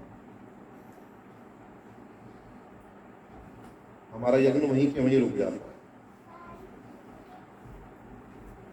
मैंने बहुत प्रयास किया कि ये मान जाए, लेकिन ये मानते नहीं है। तो मेरी इच्छा है कि आप अपने पुत्र राम को मेरे साथ भेजिए। भगवान 16 साल के बालक हैं, ताकि वो इन दोनों भयंकर राक्षसों का संहार करे, और उसके बदले में मैं इसको ढेरों आशीष दूंगा। खाली 10 दिन के लिए भेज दें, इसके ज़्यादा मुझे जरूरत नहीं है। और मैं ये गारंटी देता हूँ, बॉन्ड पेपर पे चाहिए साइन भी कर देता हूँ कि मैं सकुशल वापस लेके आऊँगा। अब विश्वामित्र के जब ये शब्द महाराज दशरथ पहुंचे तो बुढ़ापे की संतान से उनको तो बहुत गहरा सदमा लगा। उनका शरीर कांपने लगा और सिंहासन पे बैठे बैठे मूर्छित हो गए। उनकी चेतना लौटी। फिर से दोबारा उनके मन में राम को जब खोने का विचार आया, अरे इतना सुकोमल बालक कहाँ है, रावण के राक्षस हैं, इनसे कहाँ लड़ेगा। वो मूर्छित होकर जमीन पर गिर गए। तो फिर होश आया तो फिर कहने लगे, श्रेष्ठ आप तो सबका मंगल करते हैं, सबको आशीर्वाद देते हैं। तो बेचारा 16 साल का बच्चा है, अभी तक तो इसकी मिलिट्री ट्रेनिंग भी पूरी नहीं हुई है। आप इसे कहाँ ले जाएंगे? किसी युद्ध क्षेत्र में नहीं गया, ये भला क्या लड़ेगा। आप इस अनुभवहीन पुत्र को ना ले जाएं। आप मुझे ले चले, मेरी सेना को ले चले, मैंने खूब राक्षसों से युद्ध किया, मैं मारूंगा। और आप ये भी समझो, मैं वृद्ध हो चुका हूं, अगर राम को कुछ हुआ तो मैं नहीं जी पाऊंगा, यही मेरा उत्तराधिकारी है।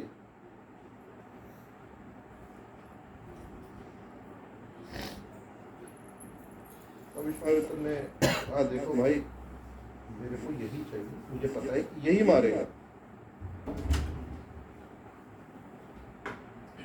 तो बोले कि नहीं, रावण के भाई है, रावण के प्लेन को मारना किसके बस की है, मेरे को भी युद्ध करना पड़ेगा, तो बहुत अच्छे से युद्ध करना पड़ेगा। ये दो बालक, ये बड़ा बालक कैसे मारेगा? आप ये जो कह रहे हैं तो मेरे लिए असंभव है। पुत्र वियोग से वो बड़े परेशान हो गए। अब जब विश्वामित्र ने सुना तो उनको तो आपको मालूम है कि क्रोध तो बहुत जल्दी आता है। वो बोले, अरे मूर्ख राजा, तुमको पता है तुम अपने पूरे वंश का विनाश का कार्य कर रहे हो। तुमने मुझे वचन दिया था, मैं जो भी तुमसे मांगूंगा तुम मेरे को दोगे, तुम अपने वचन से फिर रहे हो। तुम इक्ष्वाकु वंश के हो, रघुवंशी हो, तुम्हारे वचन में तो प्राण जाए पर वचन न जाए वाले लोग हैं, तुम क्या बात कर रहे हो। जब क्रोध से विश्वामित्र थर कांपने लगे तो पृथ्वी भी कांपने लगती है उनके कांपने से, सब डर जाते हैं किसका नंबर लगेगा। तभी वशिष्ठ मुनि उठे और दशरथ जी के पास गए। बोले, राजन, आप ऐसा अनुचित कार्य करोगे तो जितने भी अपने पुण्य अर्जित किए हैं सब खत्म हो जाएंगे। आपने वचन दिया है, गुरु समझाता है ना हमेशा, आप उसका पालन करो। और आप एक चीज समझो कि विश्वामित्र जी पहले एक राजा थे और उन्होंने भगवान शिव से दिव्यास्त्र प्राप्त किए। और विश्वामित्र जी ये निश्चित रूप से राम को ये रक्षण देंगे, इससे वो राक्षस का, आप उनकी लीला नहीं समझ रहे हो। ये राम का यश बढ़ाने के लिए आए हैं। ये वो बड़ी आसानी से इनसे मरीच का, आपको लगता है कि विश्वामित्र वध नहीं कर सकते क्या? सुबह मरीच और सुबाहु को, उनको राम को लेके जाने की जरूरत है, खुद इतने शक्ति संपन्न कर सकते हैं, लेकिन वो आपके पुत्र का यश बढ़ाने के लिए आपसे सहायता करें। अब जब गुरु के इन शब्दों को उन्होंने सुना तो उनका सारा भय दूर हो गया, उनको मानसिक संतुलन और शांति मिली। जो इतनी परेशानी में थे।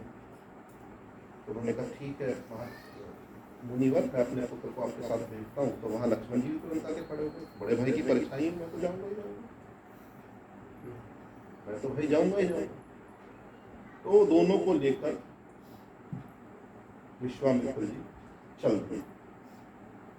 उनको चलने से पहले उनको बड़ा रास प्रेम दुलार किया, उनके मुख को चूमा, गले से लगाया, उन्होंने भी पिता के चरणों में अभिवादन किया। तो शीघ्र ही उनको लेकर अयोध्या से वो बहुत दूर निकल गए और सरयू नदी के किनारे 20 किलोमीटर चलने के बाद विश्वामित्र रुके और बोले, राम थोड़ा सा जल ग्रहण करके शुद्धिकरण करो, अब मैं तुम्हें बल और अति बल नामक मंत्रों की दीक्षा दूंगा। इन मंत्रों का ज्ञान प्राप्त करते तुम्हारी सारी थकान चली जाएगी और तुम वृद्धावस्था के प्रभाव से मुक्त हो जाओगे और तुम्हें अतुलनीय ज्ञान प्राप्त होगा। ऐसे तो भगवान के लिए सब, उनको क्या जरूरत है, विष्णु की आदि शक्ति उनके पास सब है, लेकिन फिर भी उन्होंने मंत्रों की शिक्षा ली। तो भगवान ने जैसे लिया तो भगवान ने लीला दिखाई कि एकदम वो 1000 सूर्य के समान चमक जब उन्होंने बल और अति बल नामक मंत्र में दीक्षा ली। और उस रात्रि भगवान जो है वही नदी के किनारे रहे और अगले दिन सरयू और गंगा के संगम पर थे। तो मेरे ख्याल से मैं अपनी वाणी को यहीं विराम देता हूँ, जो मेरे को समय दे गया था एग्जैक्ट 9:15 हो गए और भगवान ने भी विश्राम कर दिया, तो हम भी यहीं विश्राम करें। अगर किसी कोई प्रश्न हो, कोई कुछ और कहना चाहता है तो कह सकते हैं। मैं सोच के तो आया था कि पूरा बोलूँगा, लेकिन संभव नहीं है, मेरे को थोड़ा सा संक्षेप में बोलने की आदत नहीं है, थोड़ा डिटेल में हो गया, इसलिए क्षमा करें। कथा तो अभी शुरू हुई है, ये बालक कांड ये जाएगी कहाँ तक, जब तक नहीं विवाह भी हो जाएगा और उसके बाद भरत जी नहीं वनवास की, वो तो अयोध्या कांड में ये जाएगी जब भरत जी को उनके मामा जो है लेकर उनके देश जाते हैं, वहाँ तक बालक कांड खत्म होता है। वाल्मीकि रामायण के हिसाब से, रामचरितमानस के हिसाब से हम लोग वाल्मीकि रामायण। हरे कृष्णा। आपका कोई प्रश्न हो तो आप पूछ सकते हैं। जैसे आपने बताया दशरथ की कोई बेटी थी? हाँ, पुत्री थी उनकी, शांता। तो ये जग के बाद हुई या पहले? जो सुपुत्र जो जग कराए थे ना उनसे पहले। पहले। तभी तो वो ऋषि को कथा किन के देश में थी? किन के शरीर से? अभी इतना तो नहीं मुझे पता ना, कथा में लिखा ये कुछ नहीं लिखा। ये तो उनकी 3 प्रमुख रानियां थी, उसके अलावा भी राजा दशरथ की और रानियां थी। ये 3 प्रमुख रानी, पहले राजाओं की सैकड़ों रानियां हुआ। वाल्मीकि रामायण में डिटेल्ड में अगर पढ़ना है तो वाल्मीकि रामायण को खोल के पढ़ सकते हैं, उसमें पूरा मिलेगा। 24,000 श्लोकों के बीच में से जाना पड़ेगा। इसमें तो कोई रेफरेंस नहीं है कौशल्या। अच्छा, बता रही हैं इन्होंने सुना है कि कौशल्या माता से ही हुई थी। मैंने नहीं पढ़ा तो मैं इसलिए बोल, जब तक मुझे पता नहीं होता कोई सोर्स तो मैं नहीं बोलता। उन्होंने सुना होगा कथा में, इसलिए बता रही। का प्रश्न है। राम कथा में तो कथा ही कथा होती है, लेकिन कथा में भी कोई शंका, लेकिन अगर कोई शंका है या आपका कोई और प्रश्न है कथा से अलग मुझे बहुत सुंदर संक्षिप्त में राम कथा बाल कांड के विषय में कहा। वैसे देखा जाए तो एक एक टॉपिक पे पूरा लंबा विवरण हो सकता है, लेकिन प्रभु जी सोच रहे थे कि जितना भी हो सके उतना संक्षिप्त में कहा जाए। कि पूरा हमारा सौभाग्य है कि उनको मुखारविंद से चला, जब तक राम जी ताड़का को गति दे देते हैं वहाँ तक लेके आए हैं। मतलब अब बस ताड़का की ताड़का की गति होने वाली थी। तो ताड़का की, फिर अहिल्या जी, फिर राम को धनुष तोड़ेंगे उधर अयोध्या में उधर जाकर मिथिला में जाकर धनुष तोड़ेंगे, फिर विवाह होगा, फिर दशरथ जी लेके आएंगे और फिर ये भरत जी का जाने का संस्मरण हो जाएगा, मरना होगा। फिर उसके बाद जो है जब महाराज दशरथ को अशुभ चिन्ह दिखने लगते हैं तो राम जी का राज्याभिषेक करने का फिर तो पूरी कथा ही है, ये भूल गए तो। तो ऐसे भी हनुमान जी तो सुन ही रहे, हम सुन रहे कि नहीं पता नहीं। हनुमान जी विराजमान होते हैं। वैसे बहुत शॉर्ट रामायण भी है, 4 लाइन में सुनेंगे। हमारे यहाँ कोलोकियल में बोली जाती है, एक राम एक रावन्ना, एक क्षत्रिय एक वामन्ना, वाने वाकी त्रियाहरी, वाने वाकी मौत। हो गया राम। नहीं तो this is just for fun, ये कोई ऑथेंटिक नहीं है, लोगों ने ऐसी कोलोकियल में बना दी है। ब्रजवासी ऐसा कहते हैं। बीच में प्रभु जी ने एक सुंदर बात कही कि राम जी का मुखारविंद कैसा था, सुंदर वर्णन किया। भागवत में भी श्लोक आता है जब श्री कृष्ण भगवान का नामकरण होता है, गर्भ मुनि कर रहे हैं ना नामकरण का, तो स्मरण प्रभु जी वो थोड़ा बता दीजिए। मुझे याद है प्रभु, आप ही बताइए, आप ही बताइए। श्वेत रंग में सतयुग में प्रकट होते हैं, लाल रंग में राम जी प्रकट होते हैं, पता होगा आपको, कहीं सुना होगा। और काले द्वापर में और पीले रंग के कलयुग में हो गए, ऐसा बोला गया है। राम जी तो थोड़े हरित रंग पे थे, हरित मतलब लाल बोला जाता है, हल्का हरा, हल्का से हरा, लाली लिए हुए हरा। हाँ। तो सब एक ही समान रूप माना जाएगा। तो चैतन्य महाप्रभु कौन है?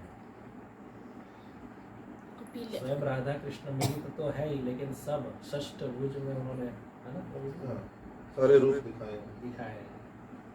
तो उनकी परंपरा में ही हम भजन कर रहे हैं, हमारा सौभाग्य है।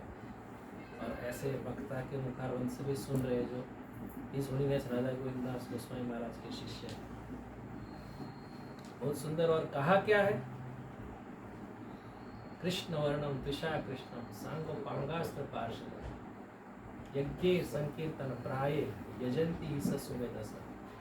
मतलब क्या, जो चैतन्य महाप्रभु आए उन्होंने अपने पार्षद सहित एक ही केवल संकीर्तन यज्ञ से पूजा की है। और वो जो कलयुग में ऐसे करेंगे वो ही बुद्धिमान माने जाएंगे। तो इसीलिए उनके जो अस्त्र हैं कलयुग में वो क्या है? कीर्तन, सांगोपांगास्त्र पार्षद कीर्तन। प्रभु जी के लिए हरे कृष्ण महामंत्र, हरे कृष्णा कृष्णा कृष्णा हरे हरे, हरे राम राम राम हरे हरे। इसलिए आनंद माधव प्रभु जी की जय, प्रभुपाद की जय, श्री महाराज की जय। ये इतना सुंदर चित्र किसने बनाया राधा कृष्ण का? ठाकुर जी ने प्रेरणा दी। आपने बनाया? ठाकुर जी ने बनाया। फिर आप बड़ा कैनवास लाके ये कहिए, बड़ा चित्र बनाइए। तो बड़ी सुंदर कला है आपके पास, बहुत ही सुंदर चित्र है। तो फिर आप बड़ा कैनवास लेके, हमारे एक भक्त है कतर में, एक माता जी है, उनका अभी क्या नाम है माता जी का, भी क्या नाम पड़ा है? महिमा माता मोहनिया गोपिका माता जी। तो और प्रभु जी दोनों बनाते हैं बड़ी बड़ी पेंटिंग्स। तो पहले वो ऐसी आर्ट कलाकारी बनाते थे, लेकिन अब कृष्णा कॉन्शियसनेस में आने के बाद वो बनाने लगे ऐसे बड़े बड़े। तो आप भी बड़े पोर्ट्रेट पर बनाइए, बहुत अच्छी बनाएंगे क्योंकि आपकी कला में बड़ा क्लैरिटी है। ये भी ठाकुर जी सेवा सौंपते हैं। ये चित्र बनाना भगवान की सेवा है, भगवान पसंद है, इससे भी कला है भक्ति की। भाई सब उनका है, हमारा क्या है? हमारा तो कुछ हमको उन्होंने हाथ दिया, उन्होंने बुद्धि दी, सब उन्होंने ही दी। राम जी की इच्छा से हाँ, जो भी करते ये हैं आज सीखे आज आप। हमारा सब राम जी। 2 मिनट कीर्तन करेंगे। हाँ आप ये कीर्तन तो आप ही के मुख से अच्छा लगता है।